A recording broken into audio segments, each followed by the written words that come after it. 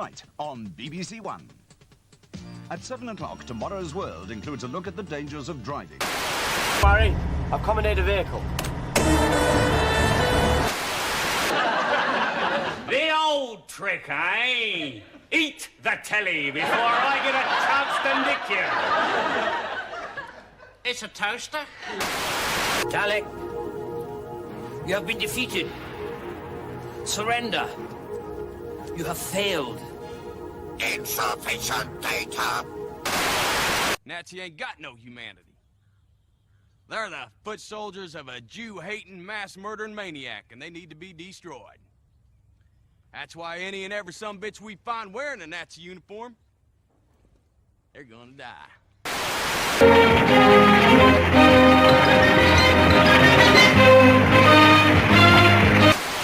Is this world protected?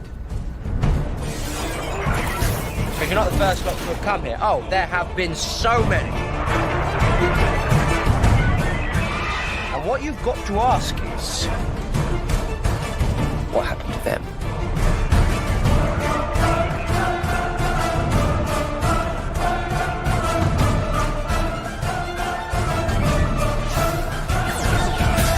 Hello. I'm the doctor. Yes, indeed, ladies and yes, indeed. Good evening, good morning. I hope you're doing well wherever you are in the world. Oh, something. Well, rumors are swirling. Are they rumors or are they leaks leaking? Right? Because the stuff I heard sounds very credible to me. Right? I know. Again, I've said this for like last week or so. Doctor Who's going to end on Saturday. For me, it ended when Capaldi regenerated into Whittaker, right? But ended on it's gonna come to a full stop, but yet still carry on. So I was curious how they were going to do that. So stuff is starting to leak about that. Is it true? I don't know. Again, we'll find out in a couple of days. Oy vey, ladies and gentlemen. Yeah, no, it's a weird time for me because. I'm going to be, I'll watch it live and, review, my review will be out about, I guess, 9:15. Wait, 8:15, no, it's airing at like 10 to 7, that's 10 to 9 my time, finishing at 10. Okay, so I'll be on by about 8:15, 8:30, something like that to do my review of it. But yeah, I know. I've got to tell you my whole whacked up schedule, right? Because fine, so I'm going to be up, like for me it's 2 hours later. So the episode airs at 7 o'clock, like 10 to 7, which is 10 to 9 for me, and then ends at 10 o'clock for me. So I'll start a show at about 10:30, 10:15, 10:30. I'll be doing that till midnight. Now, here's where it gets tricky. The next day is a Jewish holiday. So the Jewish holidays start in the evening. So the Jewish holiday of Shavuot, the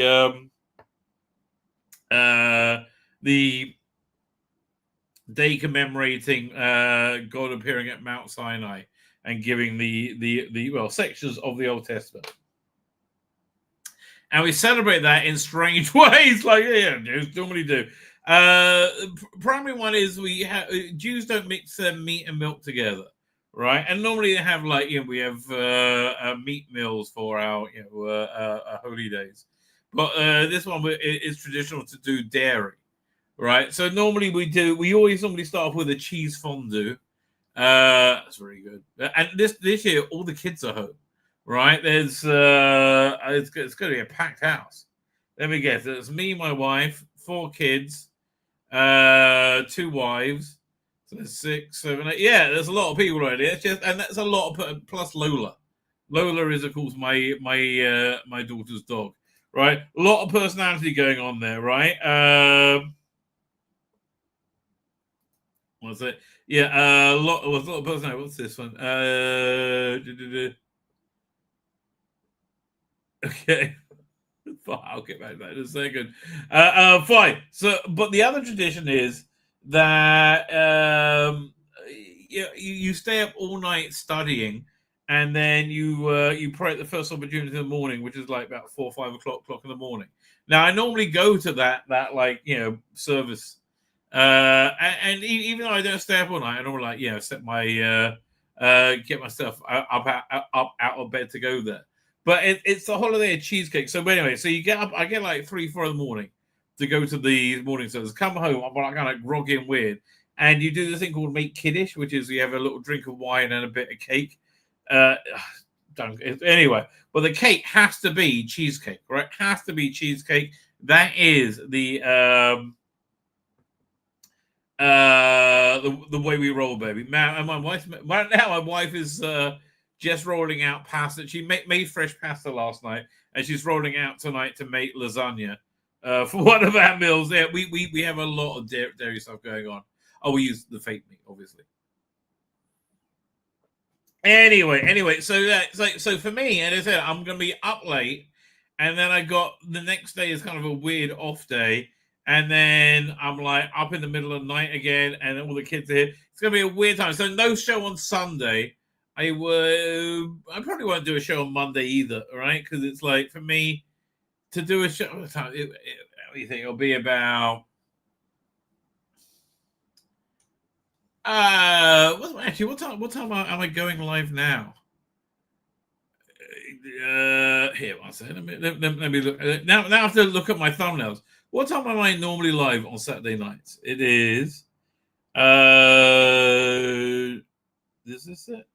Yeah, one second. It should say right here. So 7:30. Oh, I can. What time am I saying? Like 7:30? Oh, I could probably be on like 6:30-ish, right? I don't think I'm going to do it. So back on Tuesday. Anyway. A lot of strange things going down, baby. A lot of strange things going down. What should we look at first? I got a whole bunch of stuff. We've got that to look at. Got to talk more about the Google VO. That's going to change everything. I mean, that really is going to change everything. It's breathtaking. So if you don't hear it, we'll start with that one. So there's a new AI video interface which is designed to make TV shows and movies with, right? It's incredibly, it's like a huge leap up in technology, and but the most important thing, the most incredible thing is the interface, right? That interface again is designed to tell stories. You write it out like a script if you want. There's also access to their AI image generation. Like, so you want to design a character, you use that. It's incredible the stuff you can do. Right. Okay. Right now it's limited to 4 8-second clips a day, and it's expensive, like $120. Right. So, but I think I think AI is probably going to wipe out 80% of the labor force. Right. I think most jobs are just going to be completely wiped out. So I think these new tools to create for content creation is something that's going to be just crucial, right? Just crucial. And I think this is the way we're going to get entertainment from now on. It's really getting there. So they're saying by 2030, the like 80% of jobs will be AI. Which it seems to be the way things are going. Hang on. I guess things will be much better then and work better than humans working on things. Hang on. So yeah, this is the So this is VO3, and again, if you don't know about AI, this is the lip sync is incredible, right? Wild. I'm AI generated by VO3. Nothing is real anymore. Right. Yeah. So. Weirdly, Jeffrey Epstein apparently didn't kill himself. I know. I was amazed as well. Kash Patel and Dan Bongino came out and said, no, 100% was suicide. I've seen the file. Right. Dan Bongino is on record many times saying Jeffrey Epstein totally didn't kill himself. Right. Totally didn't kill himself. So this is going on. He says he's going to release footage from a surveillance camera. I thought the surveillance cameras were dead or out in his cell. Right. But to prove that nobody went in and out. I'm like, dude. You can release anything with this stuff now. Look at this.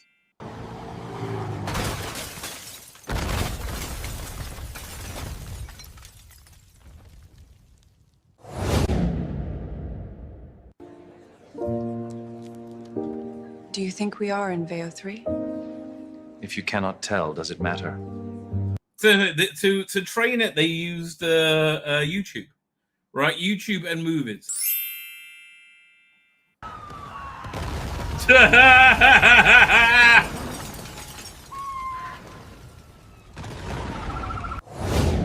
Yeah, again, we're gonna have people just use it at first, and there's gonna be a lot of shit, but there's gonna be a lot of awesome stuff too. Oh my god.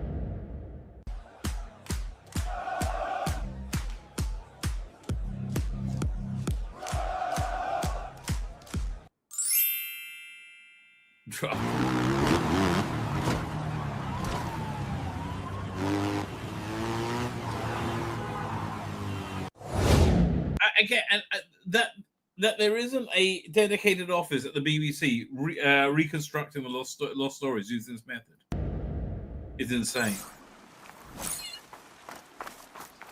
Yeah, this is from all the gaming stuff, I guess, that's on YouTube. Well, they can do it so well. Yeah, man, I have no interest in this whatsoever.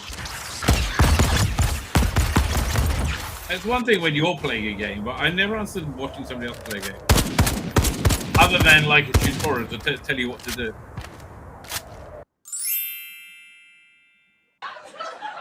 Oh yeah, this was the first thing I saw. It was incredible. Zoo the other day, and all they had was one dog. It was a Shih Tzu. Yo, I'm a potato. Yeah, that's the name. I'm brown and round. I'm in the game. I guess some Tarns. Or the Mitchell brothers.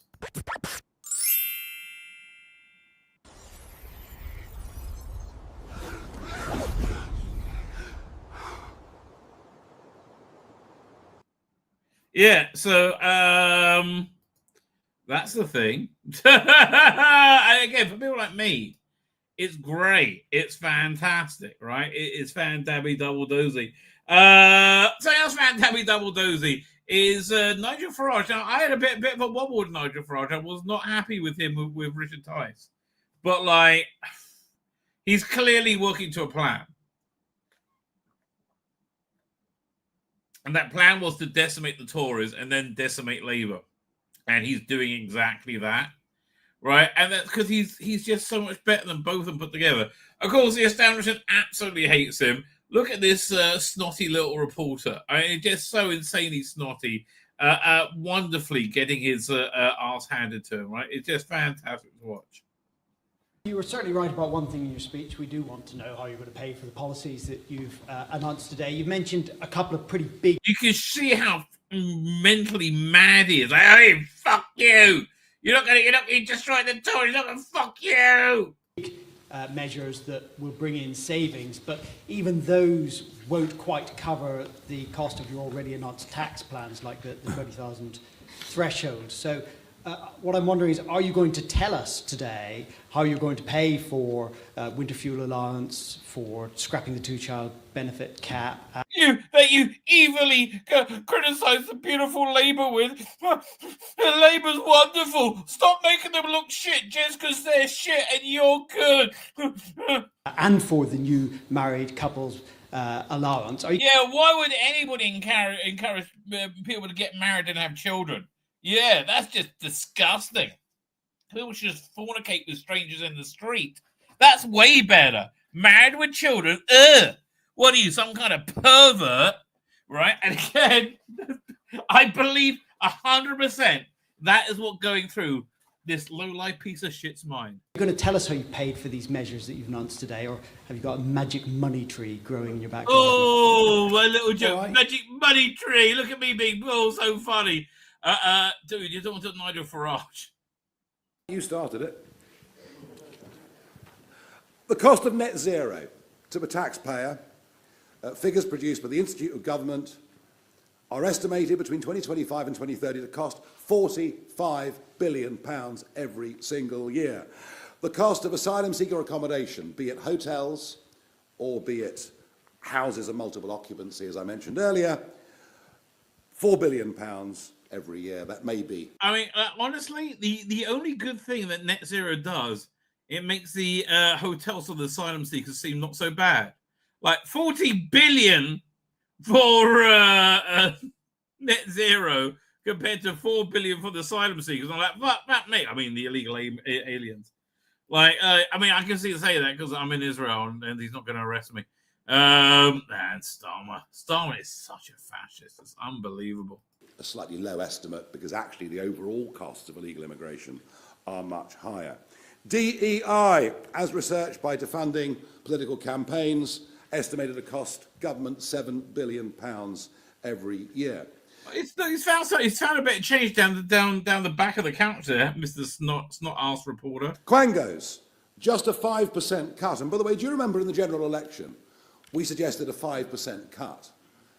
I mean, you thought, you know, what dreadful people we were.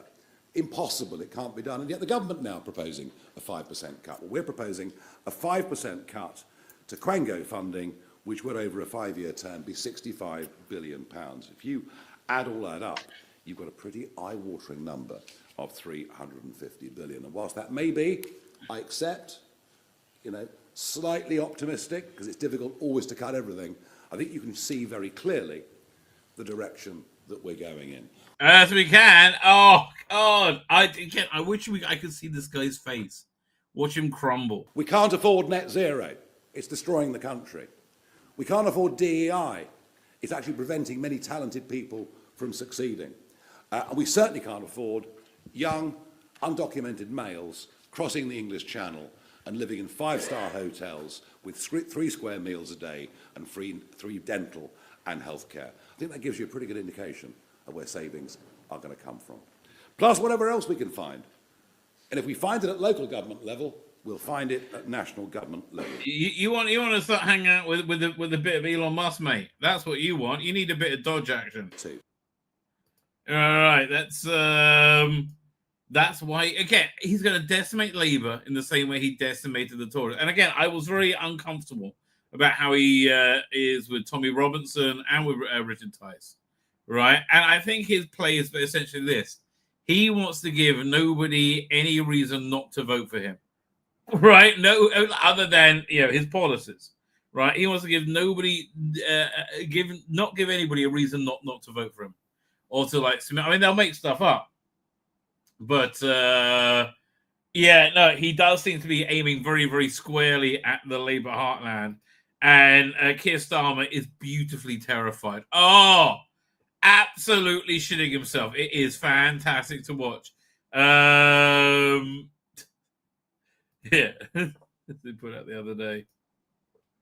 Opinion polling today suggesting that over half the country thinks his leadership, frankly, is pointless. Now, he has challenged me to a head-to-head debate. I mean, like, Keir Starmer I've never seen anything as awful as him in my lifetime. He's in many ways worse than Biden, right? He is absolutely, like, his lack of any human reaction to anything is disturbing. Right, it really is. He's disturbing.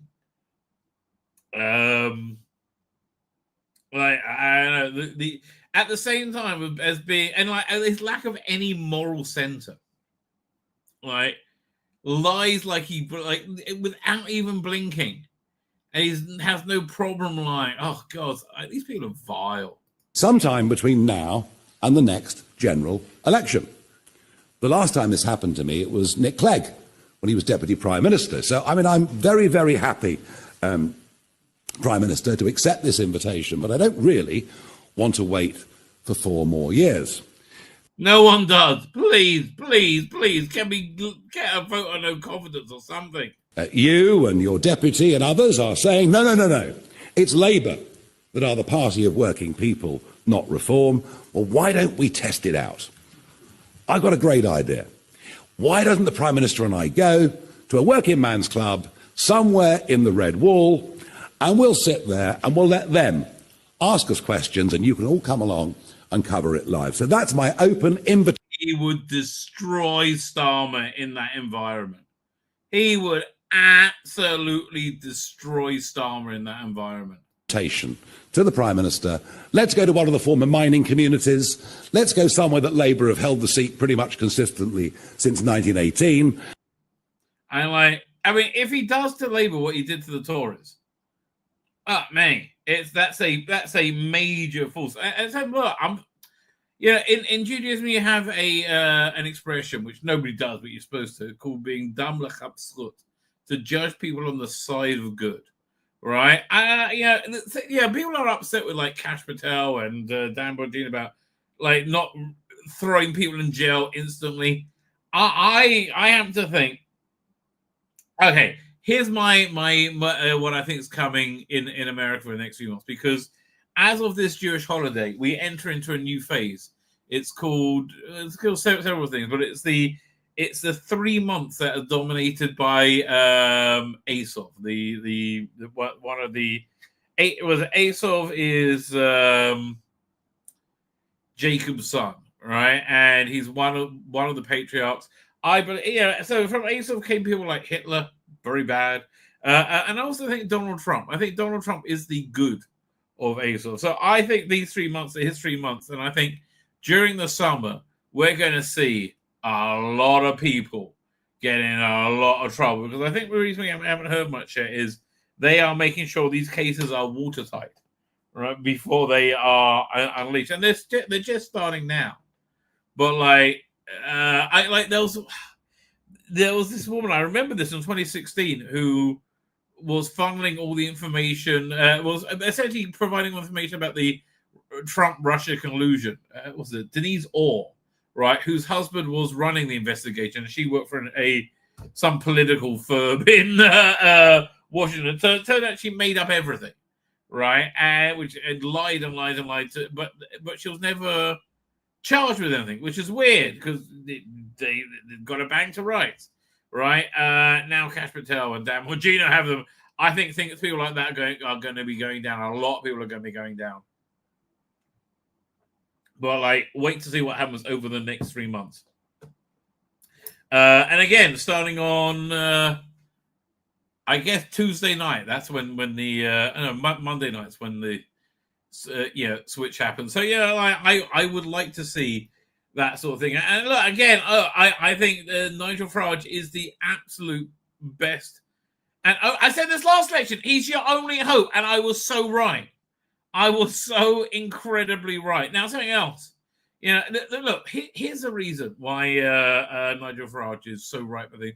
He's able to place himself in other people's shoes and experience things from other people. This is not so easy to do, as we're going to see in this next clip, where a young lady learns a lesson that men have had to struggle with and learn very early on in life. Here, let me present you. This is that. And we're about to prove ours.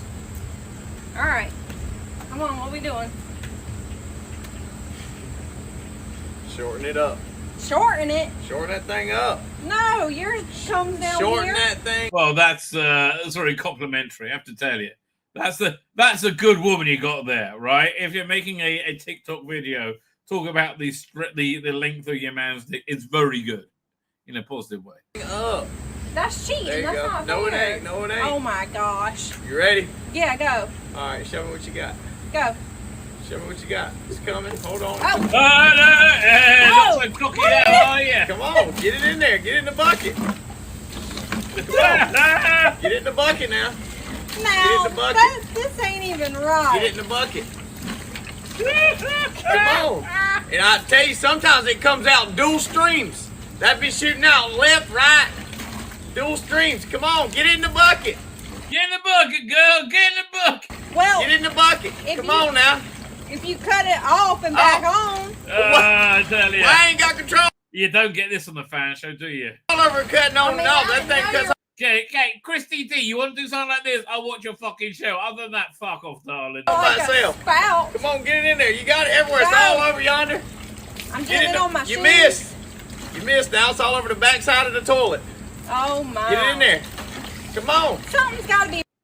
Yeah, exactly, darling. Exactly. It's not all, doesn't all smell of roses, let me tell you.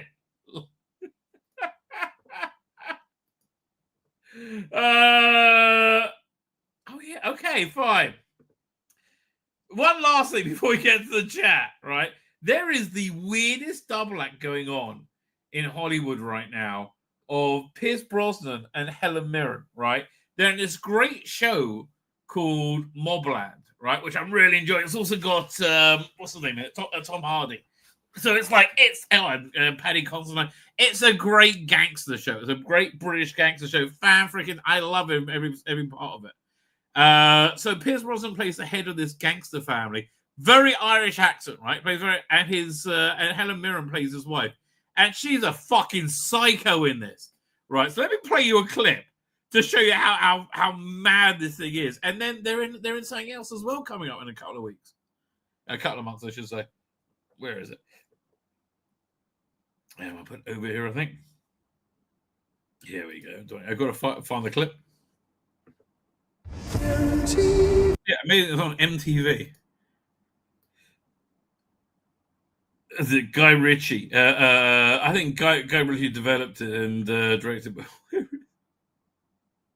Wait. This is it. Where they're about to go apeshit with each other, right? This gives you a good idea of what this show is like. Bring it on. Come on. Do the fuck yourself this minute, if not sooner. Oh, I didn't see her break the bottle. When she breaks the bottle, it's fantastic. You betrayed me! You betrayed this whole family! That's what it is!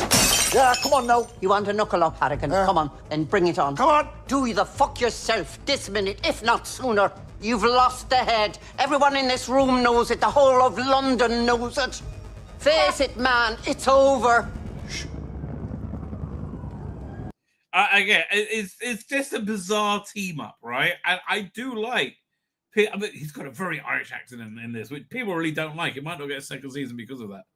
But I love that show. It is mental, right? So apparently they're in another movie now, coming out on Netflix. Just saw a trailer. I think teaser trailer just came out today. Where is it? Hang on. Oh, here we go. Doink.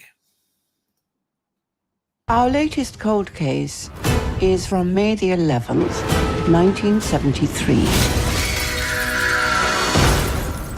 I would love to see an older James Bond played by Pierce Brosnan, wouldn't you? I would love to see an older James Bond. Oh. God. Isn't this room usually for jigsaws? Not on a Thursday, no.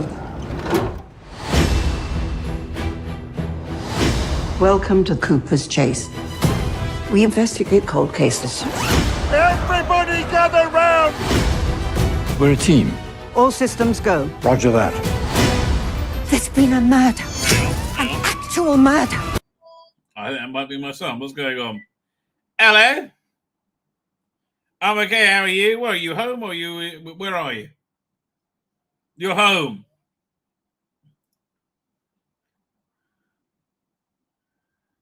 Oh, God, really? Really? Okay, one second. I'm doing a live stream. My son's calling up. He's home. He's home today, not in Gaza, and he wants to watch a movie with his young wife. And he says he saw the new Black Captain America. Really? Really? I have to disown you now. That you even suggest such a thing. Oi, Lano. Yeah, I know. It's shit. Okay, it's shit. Oh. No. Shouldn't watch it. Bad, Arié. Naughty. What sort of thing are you in the mood for? Marvel's been crap for you. Oh, I know. Wait. Do they have Deadpool versus Wolverine on there yet? Yeah,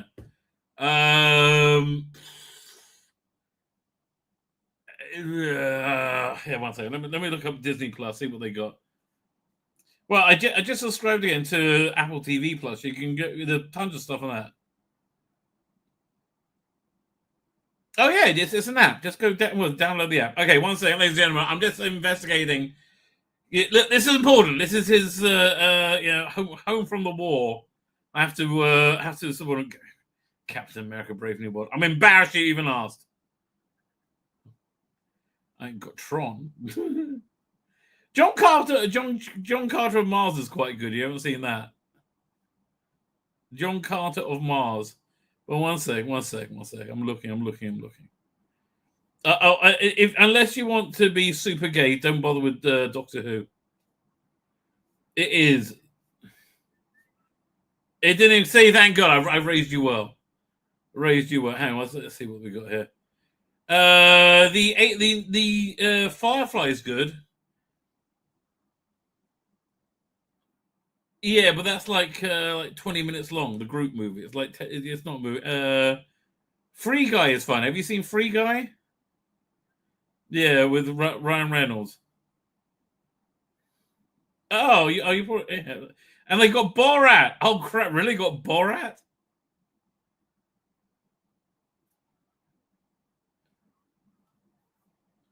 I'm sure you watched Free Guy. It seems like the sort of thing you would have watched. What about what? Ackle? Olive Kufresh. I've no Ackle. What's the picture look like? What do you mean you don't know?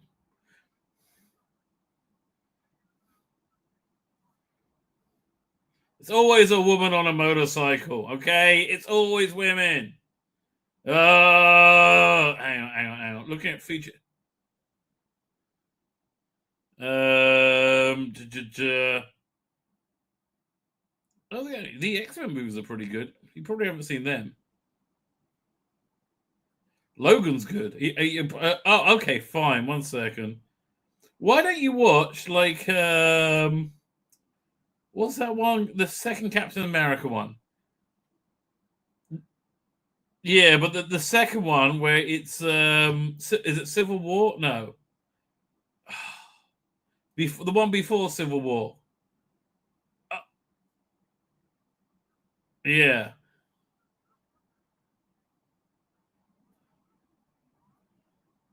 No, the first one is in World War II. Right. Winter Soldier. Okay, that's a good one. Okay, it's very good. Now we'll go back to my regularly scheduled program. I'm just looking to see if I see anything better. No, I do not. Hang on. Not Iron Fist, not Jessica Jones, not Miss Marvel. Oh God, you watch Miss Marvel, I'll disown you. Oh, it's all bad. All this is bad. I don't know what to tell you.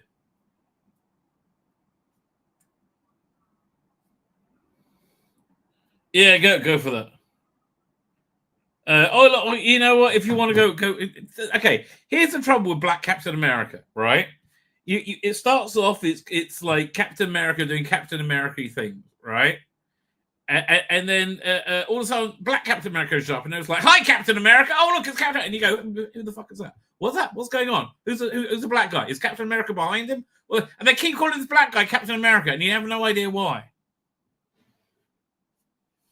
And then you go through the whole movie, and Captain America never shows up. Right? It's the weirdest thing. Okay, you do that. Good choice, sir. All right, bye. Do a bit, bye.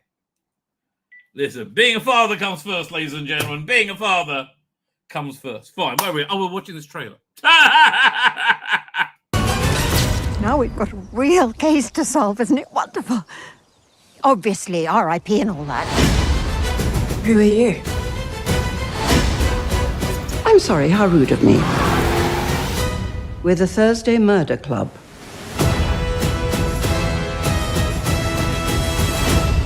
I prefer Mobland. I'll be frank. It's a shame. It's a movie. Is Mission Impossible? Oh, wait. Hang on a second. Hey, let me call him back. I forgot. If he goes to Apple Plus, they have all the Mission Impossible movies. Wait. Ladies and gentlemen. Again, you know, being a father comes first. Where's his number? Here you go, doink.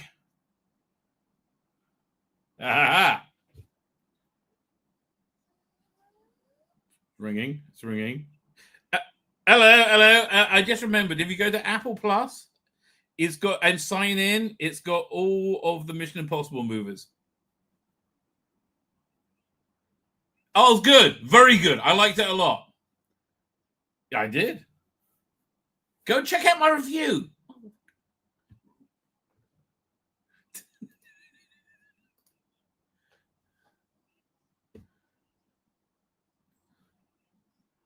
Yeah, well, you know what? It's the first good movie that anybody's seen in about 8 years. That's why.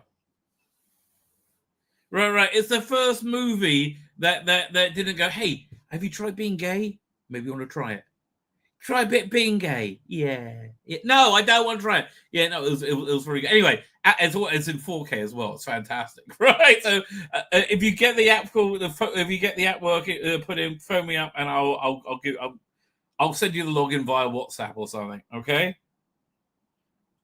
All right, toodle bit. All right, bye. Okay, ladies and gentlemen, with that, let's get to the chat. I do like Apple TV Plus. It really is. It's my streaming service of choice. I wish they would buy Paramount. Right, that would be perfect for me. Right, if they bought Paramount. Oh, Farada, you're like an oasis of wonderfulness in the sea of queer. You have been so good. In fact, I'm rewatching Andor right now, and I'm on season 1. They just finished the heist, and it's oh man, I love Andor now. Anyway, so she's been there, and now I go, wow, that incredibly talented actress was super underused. She's been absolutely fantastic in this season of Doctor Who. Right, I think she should have a huge career. And oh my god, she is very easy on the eye, as you can all tell. Right, it's like AI's like, yep, don't need to do much work with her. Yeah, she looks generally speaking quite gorgeous. Anyway, turns out the reality war is in fact the war that Russell Davies is battling with reality. Queer Doctor Who is going to be super successful, and everybody's going to love it. No, Russell, it'll be a complete and total fucking failure. You fucking moron. Really? Oh, I mean, really? Apparently so. The Lost Henry Cavill Superman project, we're almost certainly not going to get to that. But you know what? It's early. It's early evening. We're doing okay. Right, we're doing okay. Maybe we're not too behind schedule. It could happen. Right? It could happen. Oh, let's pull up a bit. You know what? I think this thumbnail needs a bit of jiggle. This thumbnail needs a bit of rabbinic AI jiggle. There you go. Oh, I found this thread of people on X talking about me a couple of weeks ago. Man, it's so funny. Oh, these people are such huge losers. I come to the opinion that people who hate AI are talentless losers. The only way they could ever get a job is via DEI. All right, and I think if you're somebody who can tell stories, you're very excited by what AI can do for you. All right, and if you're not, you're not. Essentially. Speaking of which, I was watching Genesis of the Daleks the other day, and it was the Cunning Monkey re-edit, which they're just fantastic. He basically re-edits them down into like hour-long episodes. So he did Genesis of the Daleks came out as a two-parter. And although he missed out my favorite scene, which I'm going to do my own edit and put it back in, because I love that scene. Not before Davros is torturing Sarah Jane and Harry when they're talking like about, oh, my Daleks, do they always win? That one. And what a performance from Michael Wisher! Holy crap! That is one of the. Again, it's been a long time since I watched it. It's an episode where pretty much everything is at the top of its game, like really absolutely perfect. And then Michael Wisher comes along and he's like head and shoulders better than everything else on screen. Right here, I'll show you my favorites. Which one is it in? Yeah, 1 second. It'll be in episode 5, I guess. Let me see if I can find it. Don't go over there. Doctor Who, the TARDIS. Go over here. It was. Did I make a different folder for Matrix editions? I think I did. Didn't I? No, that's on another drive. So Genesis. It'll be okay. I think episode 5. Oh, really? It's got the wrong codec. Well, that's annoying. Here, 1 second. Well, how long will it take to convert? I bet it'll be ready by the time I finish the chat. The chat. Here we go. Let's go over here. Doink. How was episode 5? Okay, I bet that's going to convert really, really quickly. Let's have a look. Start. It's how long is this going to take? About 10 minutes. So by the time I finish the chat. Here we go. Give us a wiggle, darling, for the chat. Yeah, go, Verada. I do like the very realistic Rossley Davis in the background as well. Where are we up to? JFO is here. Nice to see Karen and Arthur returning to for the Unleashed anniversary special. Well, that is nice. Look, they've always been very good ambassadors for the show, right? That's really one of the best eras.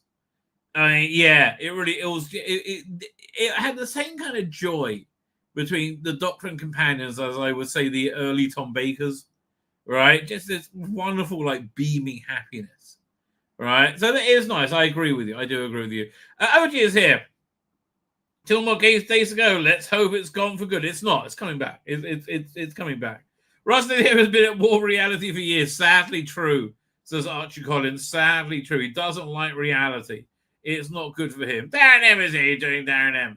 As an yes, are you excited to see the return of Kiki Krawa in a happy spot? Or if you thought, yeah, apparently she's in next week's or this week's, right? It's gonna be so shit. Oh, I'm kind of glad they finally got to pull off a surprise regeneration, even though it's not a surprise at all. It's very telling, says Matthew J, that Shooty hasn't done any publicity this week. Right. But Russell Davis on it. On social media, he's told people where to watch the Mark of the Rani and Dimensions in Time, which is apparently canon now. Again, maybe they're going to explain all this. He says he's going to explain by generation, so maybe he's going to explain everything. He thinks the comedy sketch with the EastEnders is canon. He's defending it the way he wrote the Rani. Yeah, and sadly... well, I think Archie Punjabi is fantastic casting, and I think she effortlessly takes on the role of the Rani. It's got that right swagger, that arrogance. I think the writing for it has been the weakest aspect of it. Frankly, I would like to see. I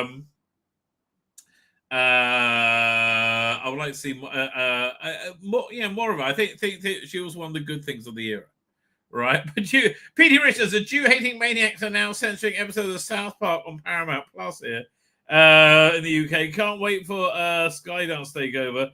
Yeah. Again, I really wish Apple would buy Paramount.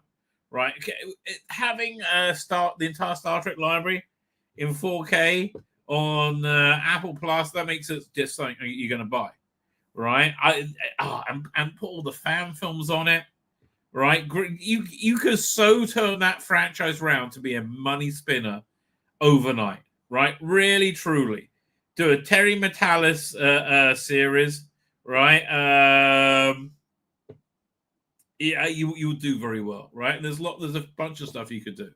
I would have Terry Metalis be the showrunner for everything. Right, like the Rick Berman.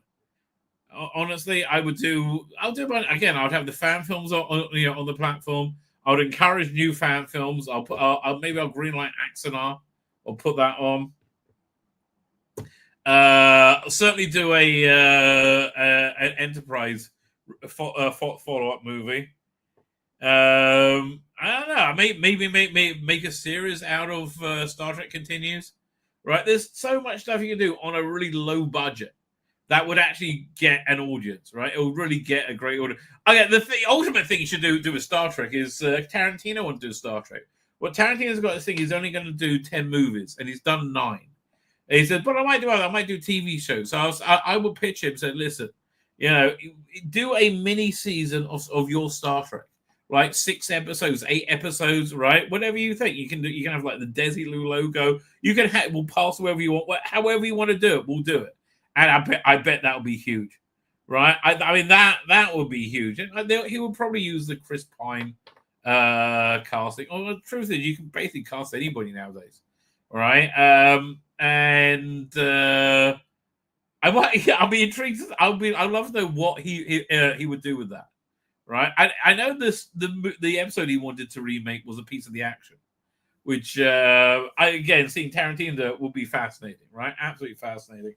But and also get Leonardo DiCaprio in to play his role in Once Upon a Time in Hollywood, playing the heavy of the week that ends up getting beaten up by what's it, Uhura.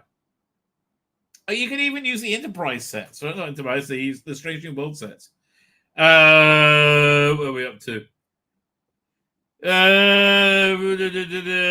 Intermission data. BBC trying to justify Doctor Who's continued suffering. Well, they can't. They can't let it go because it makes them too much money. But they don't understand how much. The thing is, they don't understand what they have, and that's why they keep destroying the brand. Right, Mark the Vickers here. A strange choice, Richard. Didn't believe it. Oh, don't believe it. There are so many. There are so many. Saturday evening we'll be singing Free at Last, Free at Last, praise Lord, Free at Last. Hopefully. I would like to think so. Lonnie Z doing Lonnie, thank you for joining us. Who else we got here? Whizzing through the chat. PD Rich says, it's the BBC, they're not intelligent enough to use AI to regenerate but like it's here now. They're probably the same like anti-AI Luddites as the purple-haired weirdos on Twitter. Peter says Tyson's a retard, so Isabella's a woke clot. I don't know who Isabella is, but okay. But which one's Richard? Okay, fine. I didn't like the optics of that, but I do think he's playing to a much wider plan. That's it. Well, yeah, Archie Colin and Nigel Farage complete in sabbatical. Lotus did an interesting section, he says, on Farage and the reaction and the silent reaction today. That's what they're best at. I love that sort of thing. Moldy Savage could clean Carl was Scott. He is so unbelievably on top. Why is Helen Midden's Irish acting better than Pierce Brosnan? That again, I think it's the accent that stopped it getting a season 2.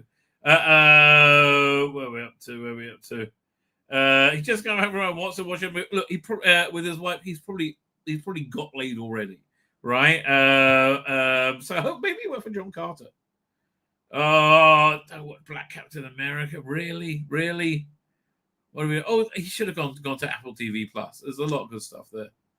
No, but he likes kind of like okay, he is a Netflix kid, right? That Netflix makes stuff for him. Rabbi, you're my brother of another mother, says Pal's AI Radio. Well, maybe we are. Who my dad did get around a bit, right? Ethan, the show's been in parallel universe since the Haunting of Villa. No, the show's been in parallel universe since he regenerated in Jodie. Lonnie says 73 DE. I have no idea what any of that means. I have no idea what any of that means. It's not a new experience for me. Where are we up to? Fine. Now, where shall we start?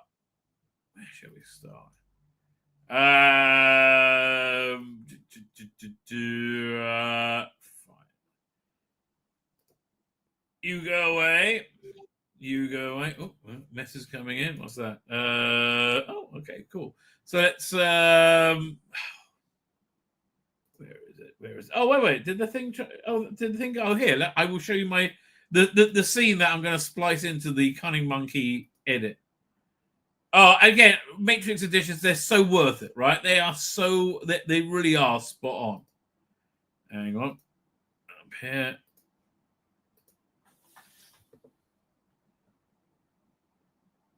Oh, it's still converting. I forget it. I didn't realize. I thought it was done. Now I'm going to get a whizzy wheel while it's working out that it can't open it. Okay, come on. There you go. Oh, no, now it says no, wait. I don't want to exit page. Oh, I just freaked out my browser. She cried. Oh, I might have to exit the page and come back. Really? Really? Yeah. I know what I'll do. Here. I might be offline for a second, but let me refresh the page. That does the trick. It's going around, and what's going to happen? Well, I don't know. It's really thinking about it now.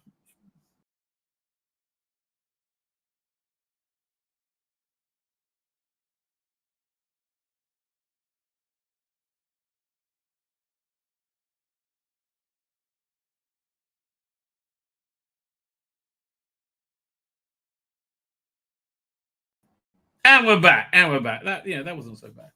That's what I normally say after sex. Stop crying. Pull yourself together. You can talk to the counsellor in the morning.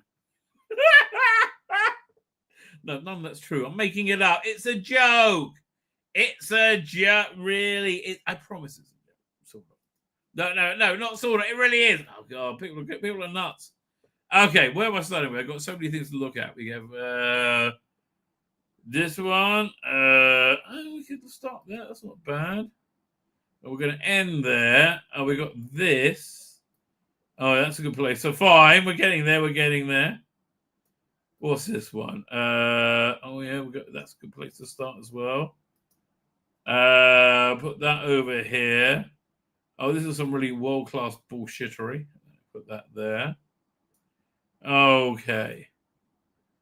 So we start over here. Yeah, let's start over here. Let's start. We'll start and we'll talk about the new rumors of things to come.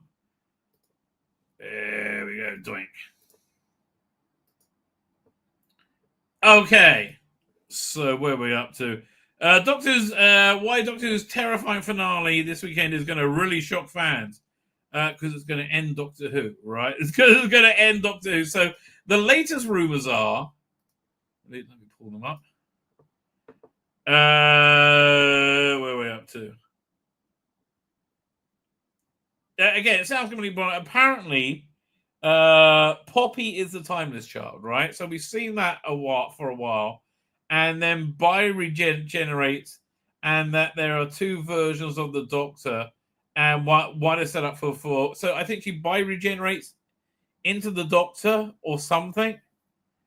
I don't know, but yeah, it's got something to do with Susan, right? The rumor is Whittaker is back with Tennant Kabaddi making cameos with CGI archive footage. Well, that I believe. And this I totally believe. Omega will be a metaphor for toxic masculinity. That totally fits in, right, to the stupidity that we've seen this year, right? Where we're up to.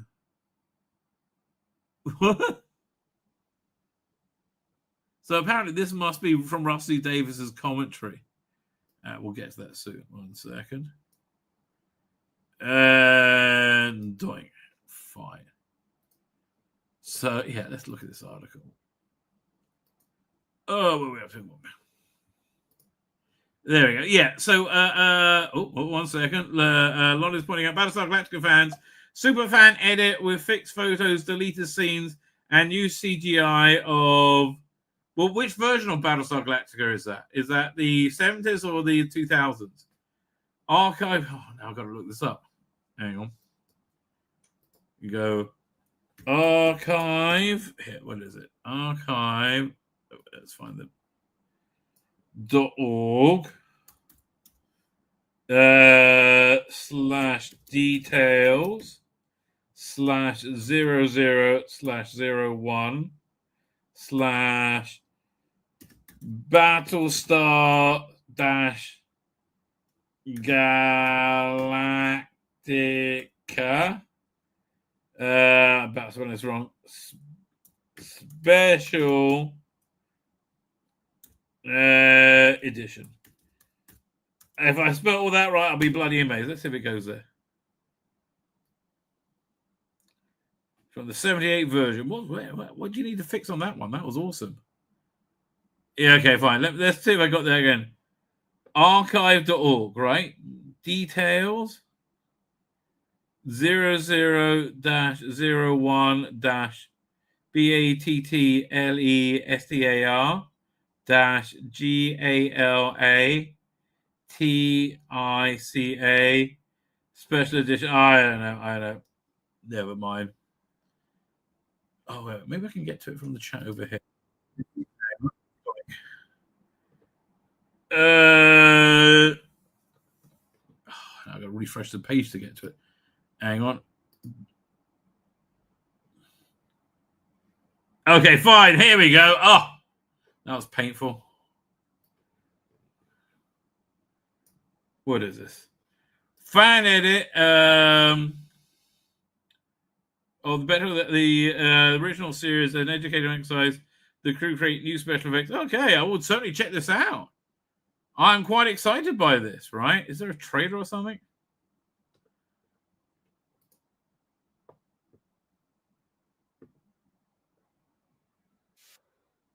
Hang on.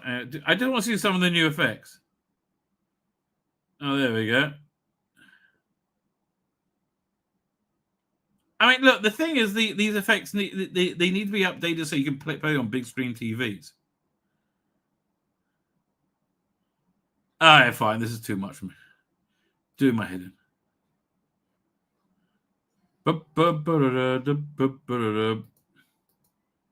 Okay, where were we up to? It was over here. Fine. So for everything I said, that all sounds pretty darn shocking thus far. What's going on? Are we back? There we go. Yeah, that all sounds... There's a lag going on. Oh, because I'm on the wrong screen. There you go. Thank you.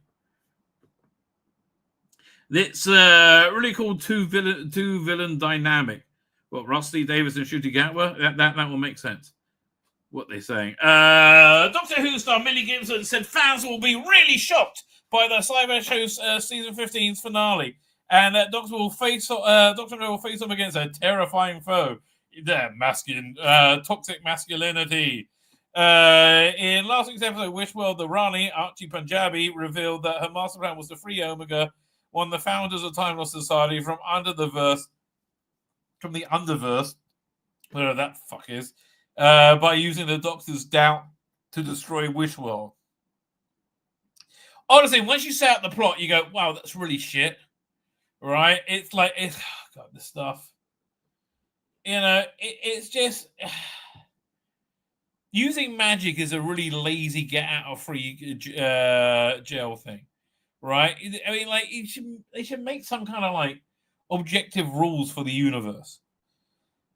So last week, which were fine. Gibson has now confirmed that Omega will appear in the finale titled "The Reality War," which is set to air this Saturday, May 31st. He's terrifying. I think people are going to be really shocked. Again, we understand it's a metaphor for toxic masculinity. Probably not even bloody metaphor. He's probably got it written on his forehead. Hi, I'm masculine, briefly toxic. Yeah, I know. Yeah. What are we up to?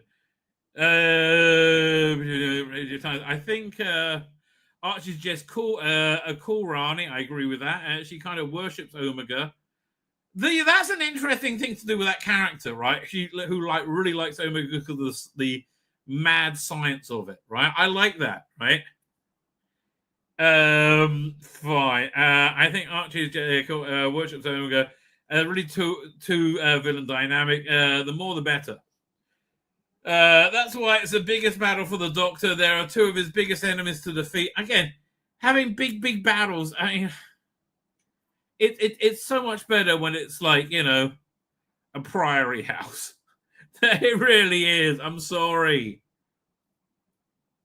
The two of the biggest villains, she added. Gibson also said we'll see Ruby on a mission to take down her ex-boyfriend Conrad, fuck off, who has been revealed to be working with a radical group think tank, and use Ruby to get closer unit in order to expose them. I said it makes no sense, that episode whatsoever. Like again, how did no one check out his podcast before a unit operative went out for dinner with them? Right? Didn't they here? What's it? I think here. Let me see if I can find it. Sort of libs of TikTok. These things happen all the bloody time now, these type of things. Hang on. Here we go. Libs of TikTok. David Hogg, who was the what's it called again? The deputy chair of the DNC and a complete imbecile. Who recently got taken down. There was here it is. Like, this is kind of like commonplace now. These sort of things where we have like citizen journalists, they go undercover. And they go on a date and people just spill the beans when they're on a date. It's crazy how much people spill the beans when they're on a date when they want to impress you.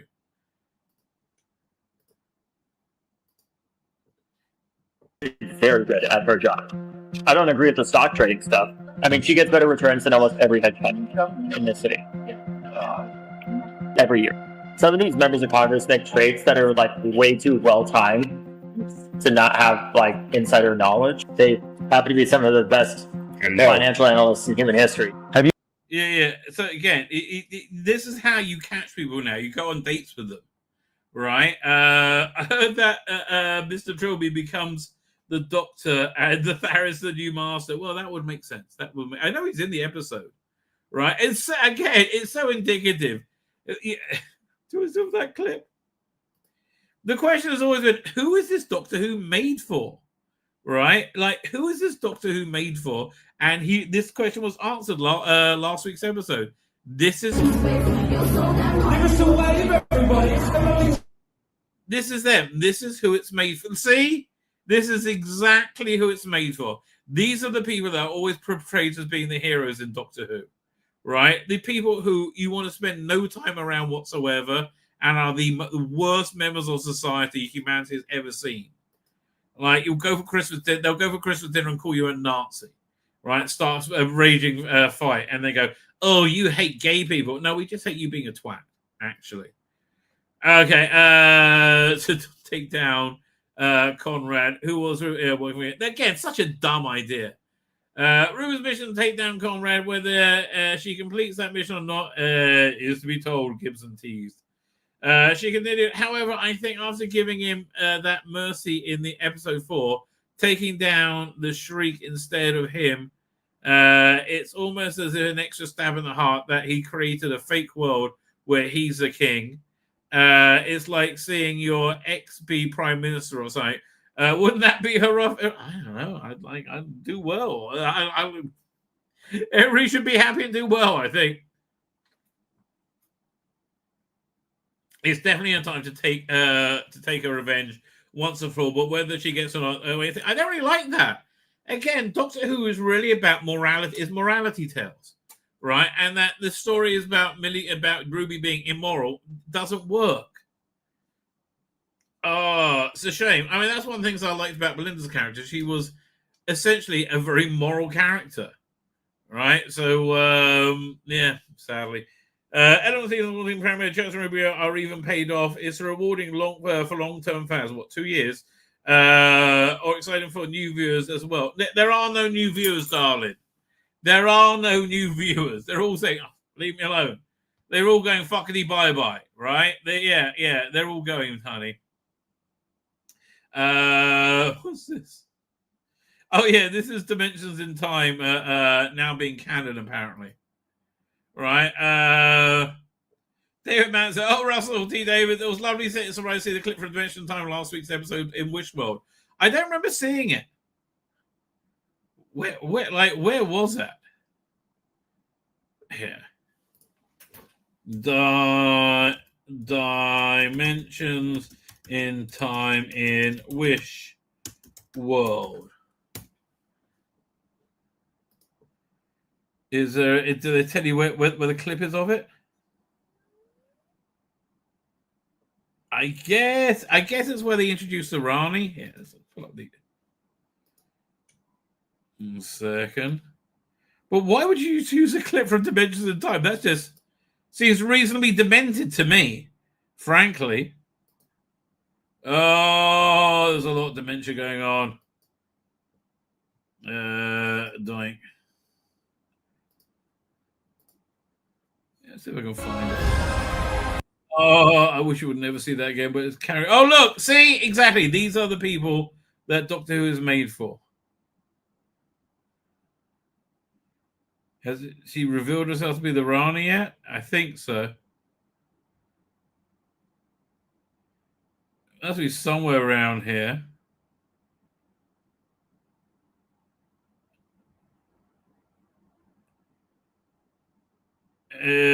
Before they started dancing. Tardis. Who are you? I want to ask. Okay, who are you? We've all worked it out.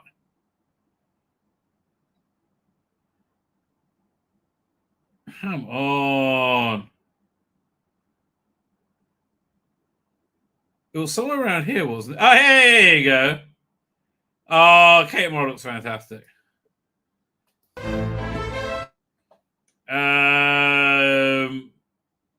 Oh, yeah, Dimension in Time. There you go. I was totally Dimension in Time. Pickled in a jar like gherkins in time. Ah, that was Dimensions in Time. It's now canon. Oh, that's a story. Sorry, state the world we're in. Dimension in Time is fucking canon. That makes sense. It means Big Ron is canon.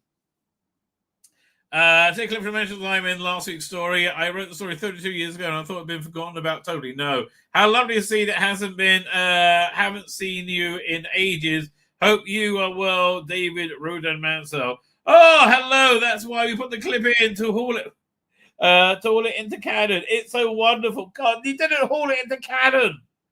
Oh, God, you brought it into disrepute is what you did.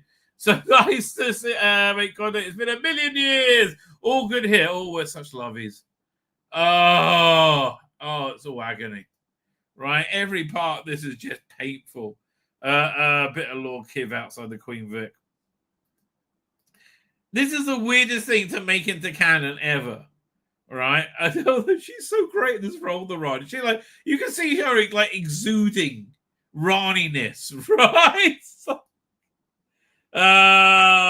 Pickled in time like gherkins in a jar. They did release it at some point, didn't they? I can't remember. Here, one second. Let me just send a quick message. Doing okay, fine.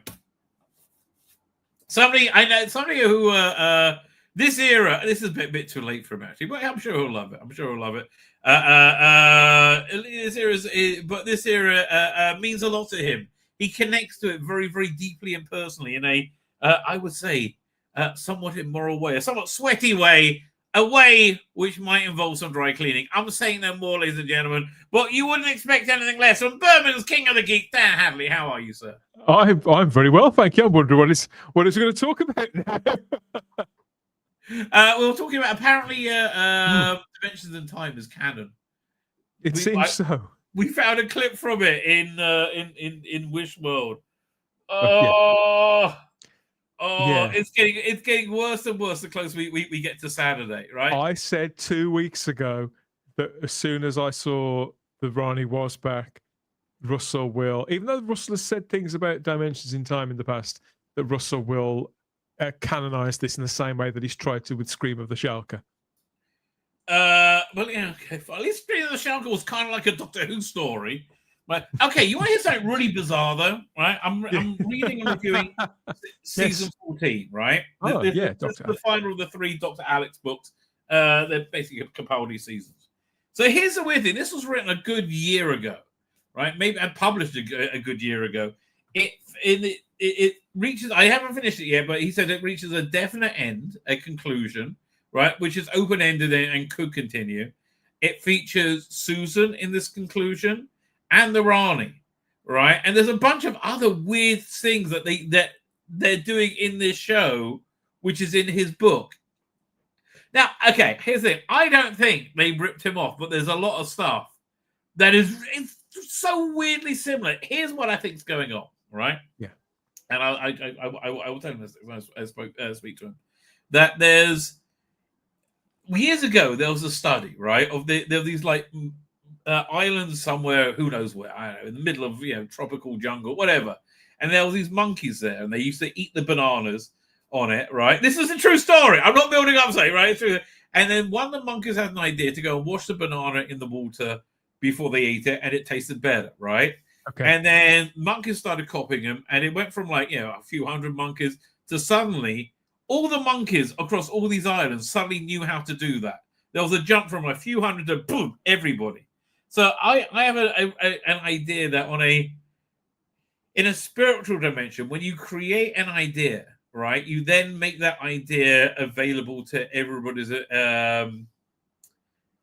imagine. You create ideas on a spiritual level, on a soul level, and then every soul can kind of access it. That's why I think oftentimes you do have things that are dovetail with each other. Have you seen this post, by the way, about how the season was originally supposed to end? Right, and I think we can all agree that there seems to have been some last minute moving things around. Let's say there definitely has been, yeah. So the original ending of Doctor Who season 2 before the reshoots was the Doctor, Ruby, and Belinda are having a party. Think Amy and Aurora's wedding with everyone's dancing and the Vlinks being a DJ. That sounds so accurate. Like, oh god, hate every second of it. Susan is seen watching them from afar and would have been the cliffhanger. Okay, so maybe they're bringing that up quicker. Oh, and then this picture's been circulating as well. Oh my god, Verada, darling, Yes. Verada. Oy vey. I tell you, okay, I'm rewatching Andor right now, and she turned up in it. I forgot she was in it. I'm like, why are they underusing her so much? Like, she has been just such a standout star for this whole season. I would definitely watch something with her in it. If there's any justice, she will do well out of this. She will survive this kind of. Okay, it's not exactly been a train wreck, but it's been pretty bad. It'd be a pity if it took her career down. I think she's going to come out this okay. Just like she's been consistent. She's been reliable. She's been watchable. She's very easy on the eye, of course. But she's been playing truth all the way through this. She's been playing truth, even when everybody else either hasn't been able to or hasn't had the material to do so. She's managed to root for truth in that character to line up with the material. 1 second. Yes, I do. Somebody just sent me this. I do follow her on Instagram, but I have to stop checking it. Somebody sent me this. I'm like, is this AI or I don't care? I mean, she looks too perfect. But she obviously had her hair done. Yeah. Yeah, she really is great. I would love to see her in more sci-fi stuff. Right. In fact, you know what should be great as for. So I can't work out why nobody's ever made a TV version of this. Have you ever heard of Laser Eraser and Press Button? You've mentioned this to me before, but no, I hadn't seen it. It's a strip. It was illustrated by Steve Dillon, and from the early 80s, a magazine called Warrior. She's a super sexy sci-fi assassin, and he's a cyborg that hates all plant life with a massive cleaver for an arm and a big button you press that he receives some kind of orgasm when it gets pressed, right? And together they make mayhem, right? She'll be great starring in that. She'll be perfect. By the way, and I know a lot of people are deeply disagree with me. I don't think we've seen any firm evidence that the new Harry Potter is insufferably woke, even though it's being harangued as being so already because of the casting. I agree with you. I think every decision that I've seen, all their casting calls so far, with the exception of the guy they've got playing Snape, seem pretty fantastic to me. Well, again, is there a backlash? I'm not aware of one. Yeah, because Hermione's black-ish. A little bit. I'm not convinced that she is. I mean, I saw that she was sort of darker. That's what I said, black-ish. Darker hue. But I certainly don't. I mean, isn't her name Arabelle? She's got like the most British name imaginable. And she's the most experienced actor of the three. I've been and looked at that because although I'm not a big Harry Potter fan. Those three kids, they look so cute. Yeah. Right? They're like smiley face. And honestly, here's my thing. I don't think Harry Potter was really old enough to say it cannot be reinterpreted. Right? It's like Harry Potter is a relatively new phenomenon. And like even with Snape, I mean, obviously they're doing something different from the books with Snape, with having a black Snape. right? Which I want to see what they're planning on doing. I've seen this guy's work, my Lord. He's a good director. He did a show called Succession, which I thought was excellent. And he said, look, I'm going to give him the benefit of the doubt until I say it. Thing is, we go in assuming things. We're all too hair triggered after being in the culture war for like 8 years. Yes, that's all. That's what it is. People are far too reactionary. It might be woke as hell, but I don't know. To me, you can get like Doctor Who. Is woke as hell. It's got like the reputation as being agonizingly woke, ideology is running through every creative decision they are making. Whereas it's important to remember that the Harry Potter series is going to be an adaptation of Harry Potter.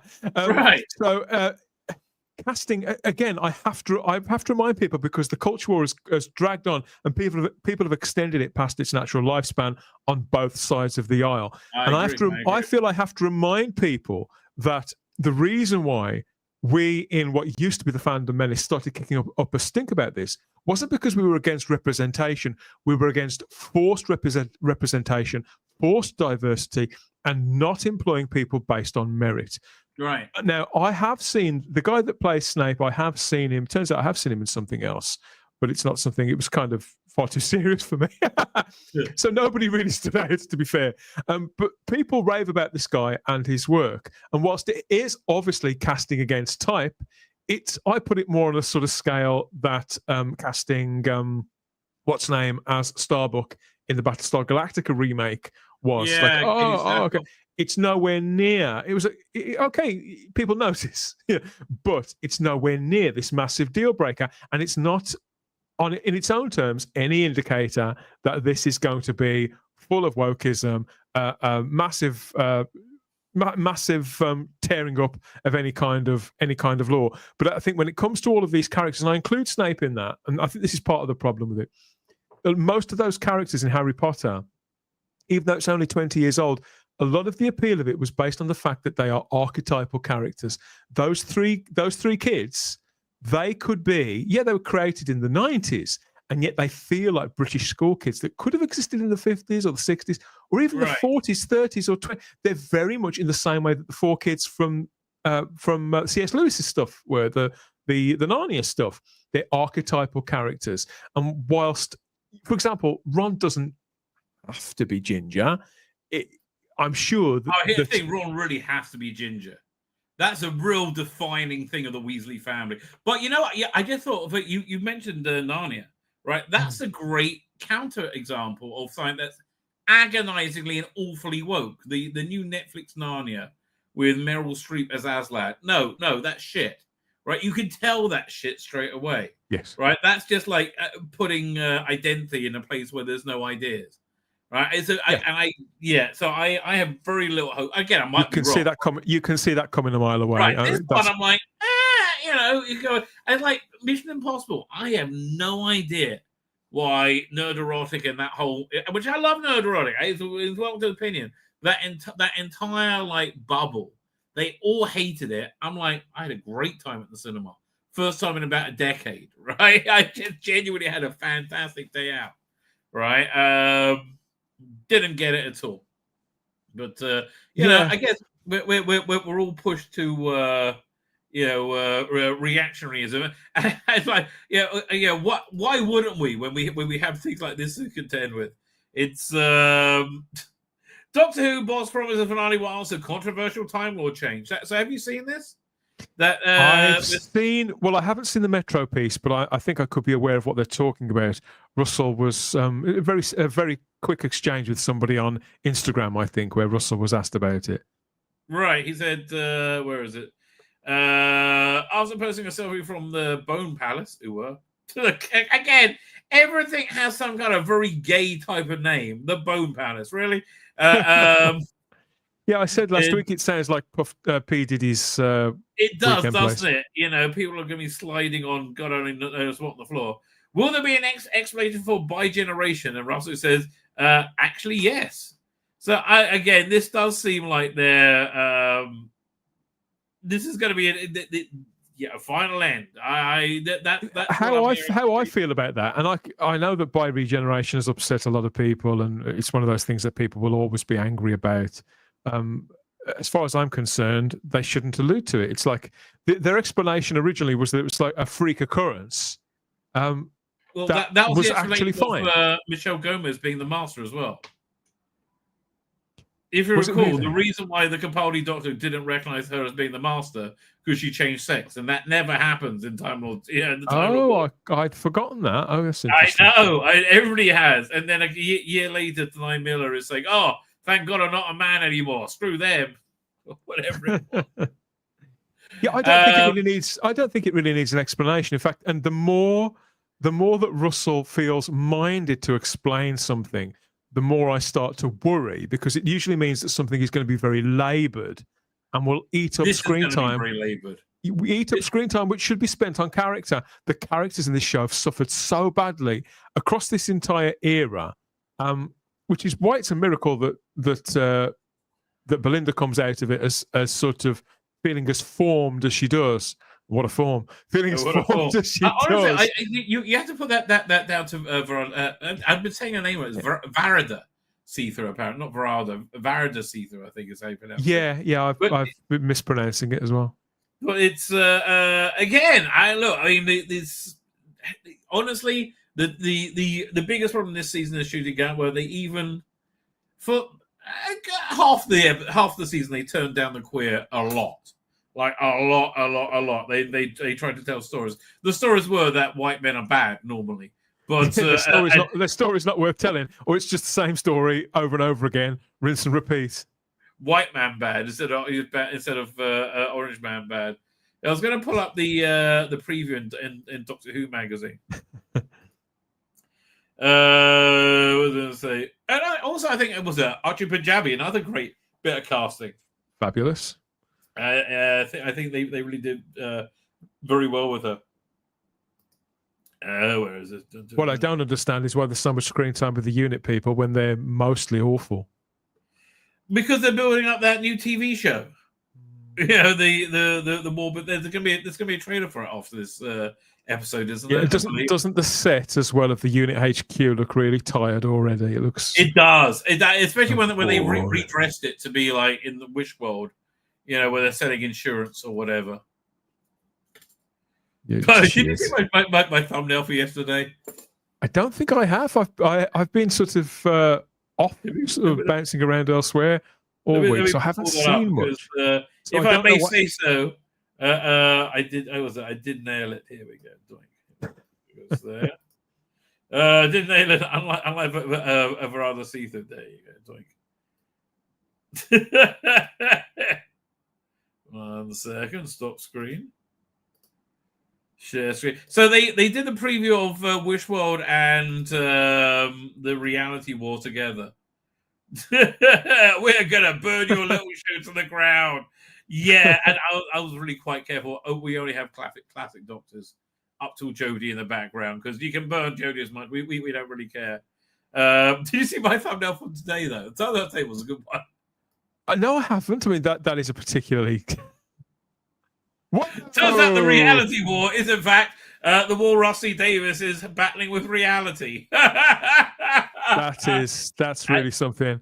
And here I'll show the. I want these in a calendar. I want all your Verada, if that's how she pronounced it, Verada Sethu artwork in a calendar. That's what I want. I will send it with all the pages stuck together.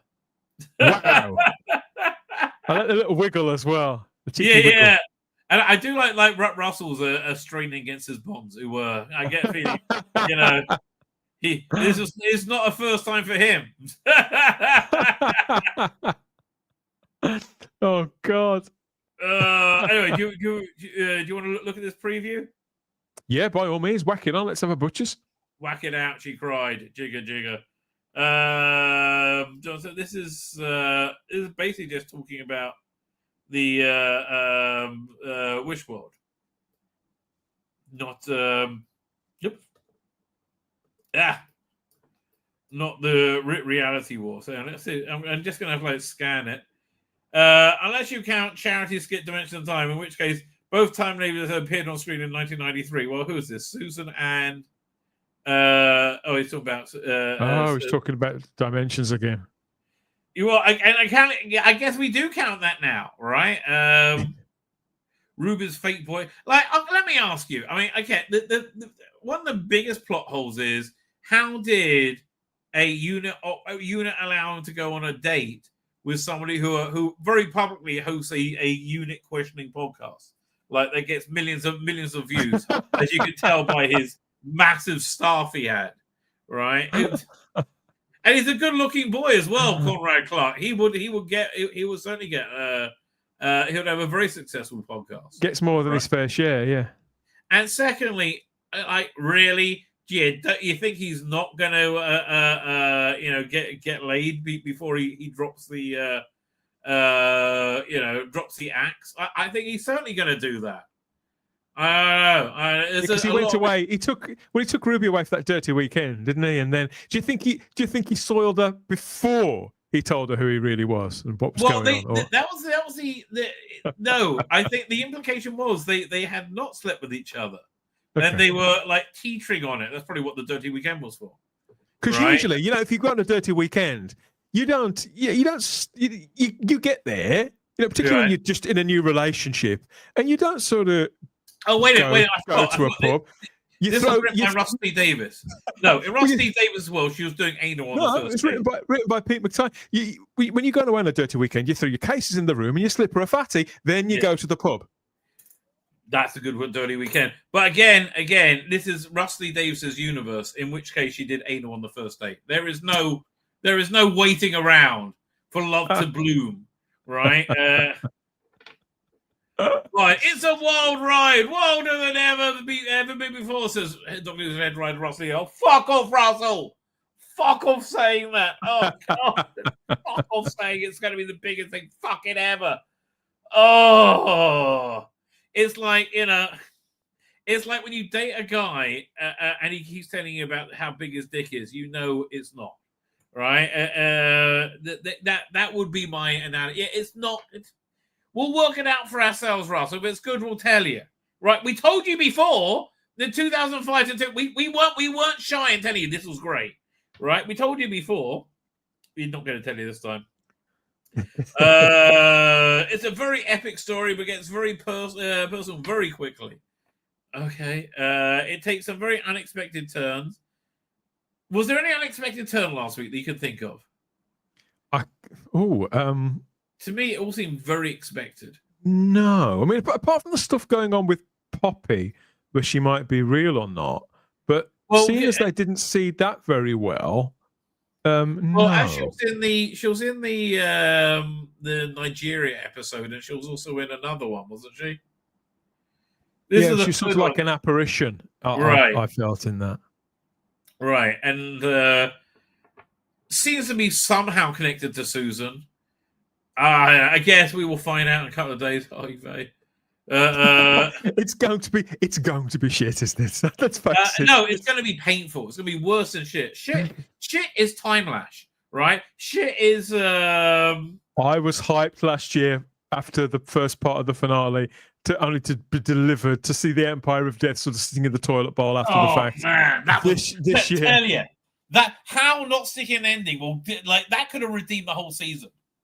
And it just didn't. Oh, man, it really did badly. This being Rusty Davis, who was doing the anal to who? Well, exactly. Okay, my mistake. Rusty Davis, she was pegging him on the first date. Okay, fine. God. Well, it is natural. I mean, we Russell, not everything's about getting a handy. Goodness sake. I don't know what you mean. Everything is about getting a handy.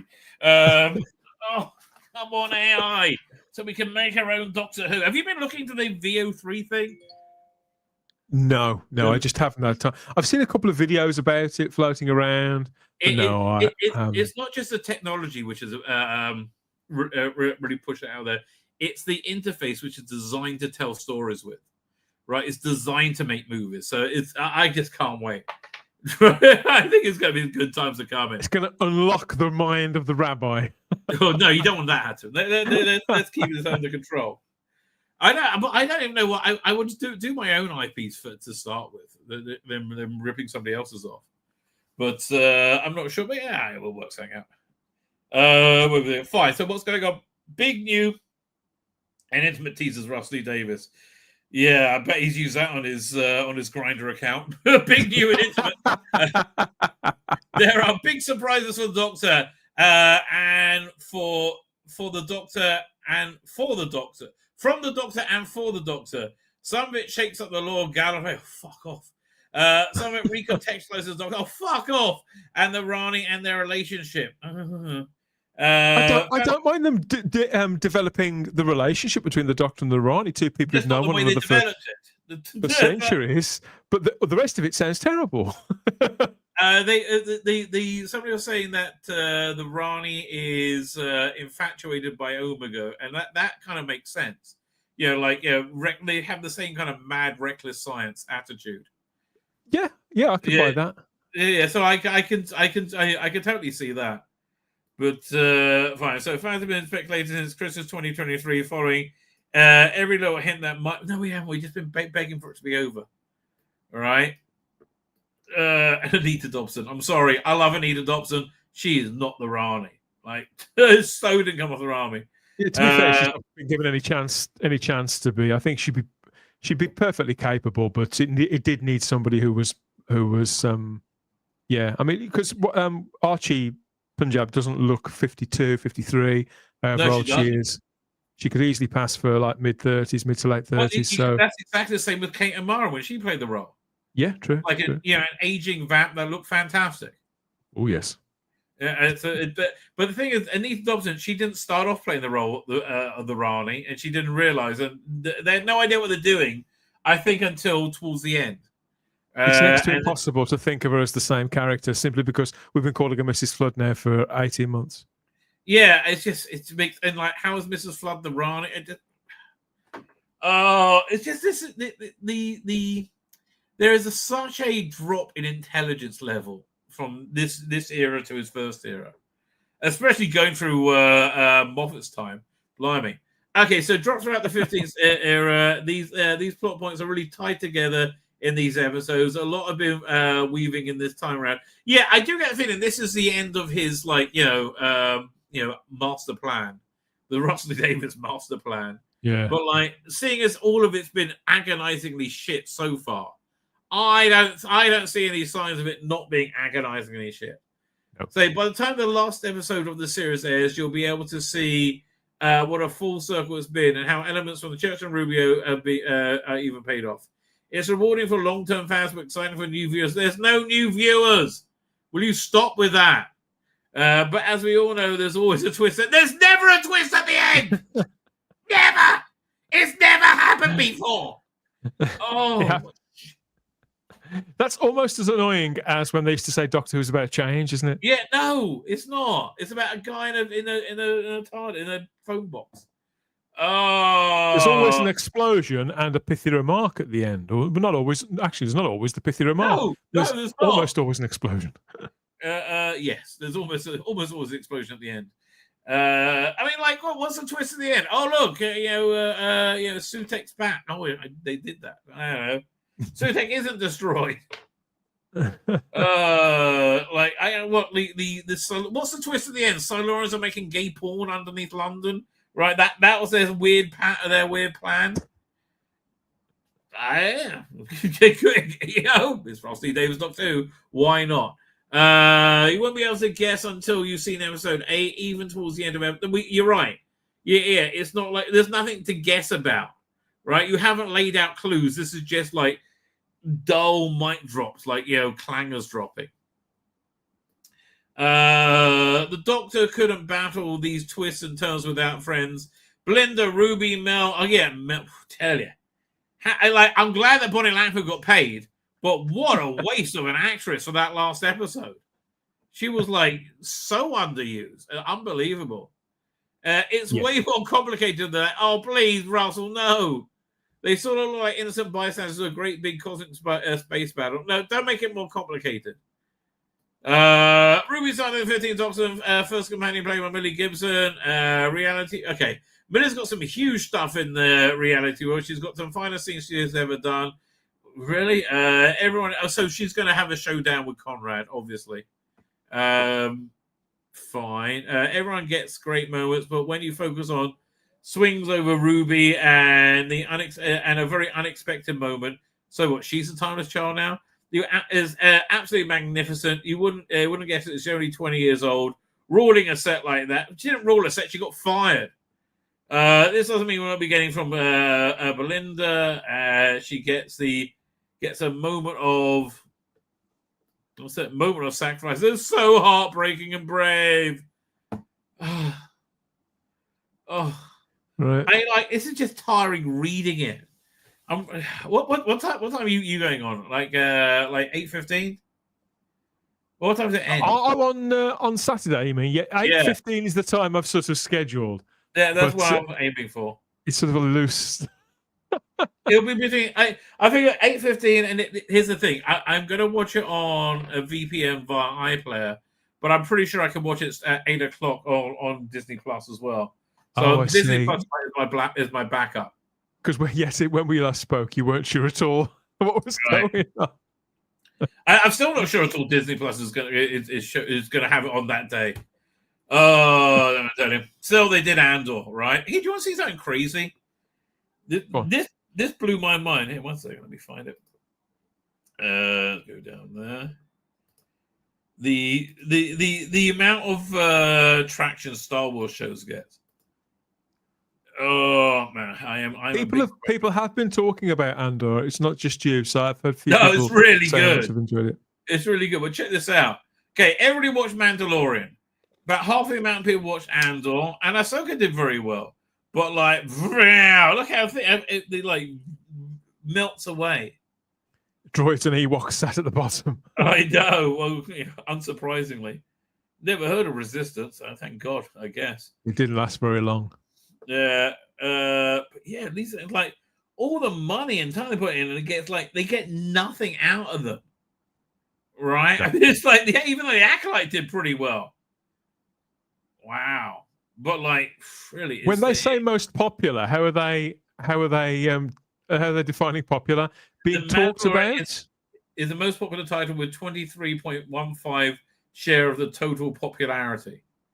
So I guess that's minutes watched. Oh, I see. I think 23% of the minutes watched is Mando. That's a fair enough way, but look at this. It's no one's interested in anything they've done. Yeah.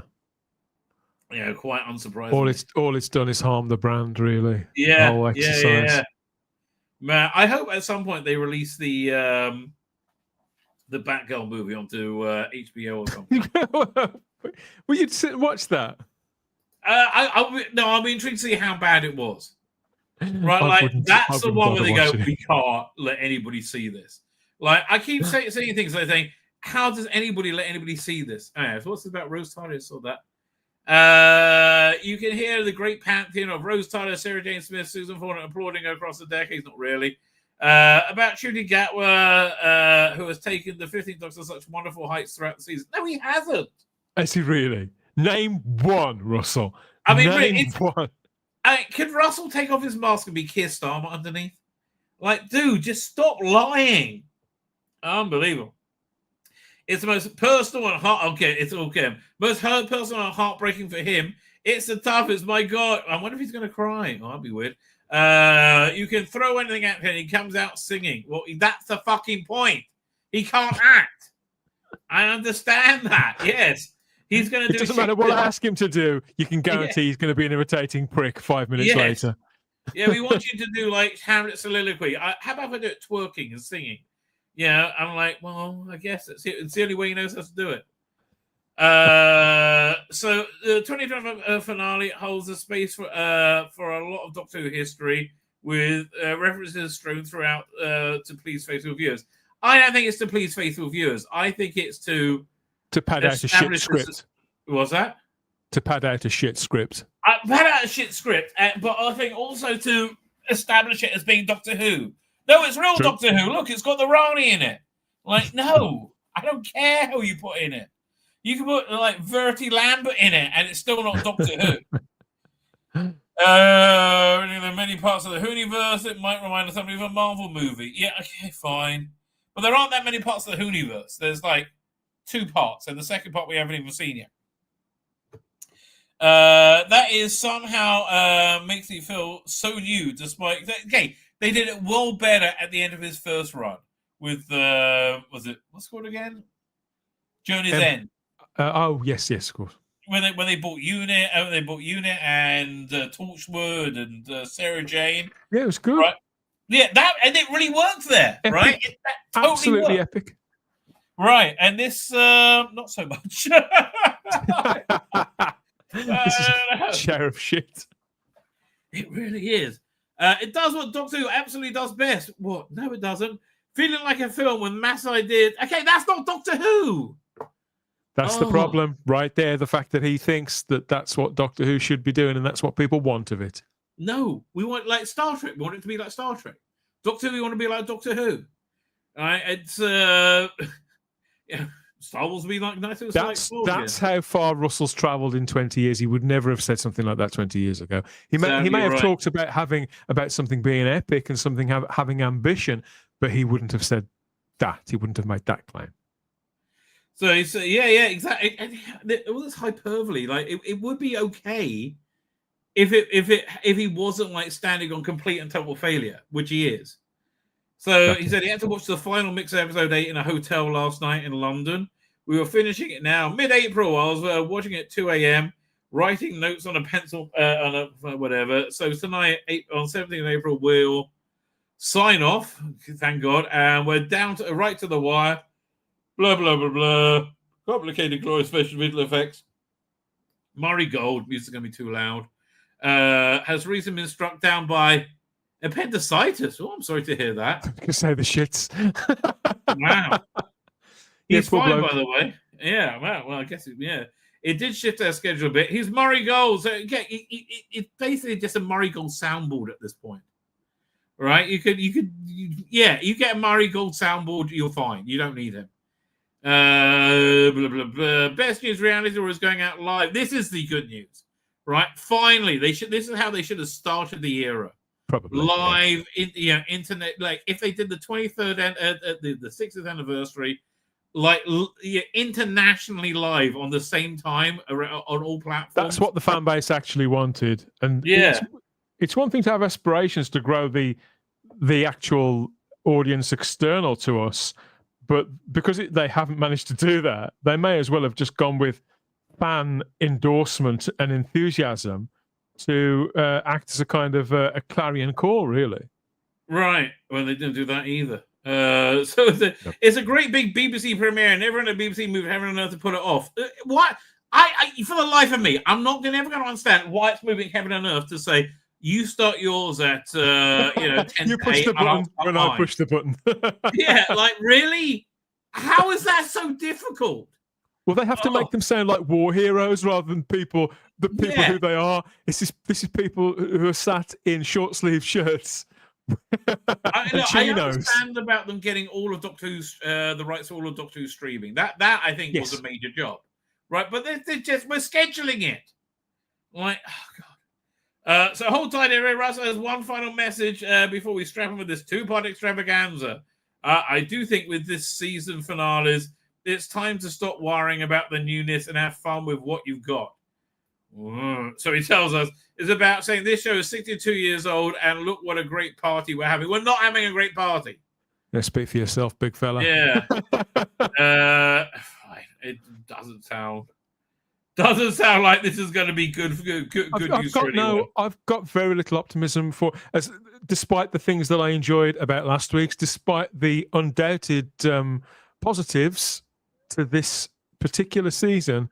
I've got no enthusiasm for Saturday. That's true. There has been a lot of positives this season, right? I think the effects work have been good. I think the scripts have been somewhat better as well. The obsession with white men as villains is a big problem. And Shooting Out was just horribly miscast. And it's same as Jodie.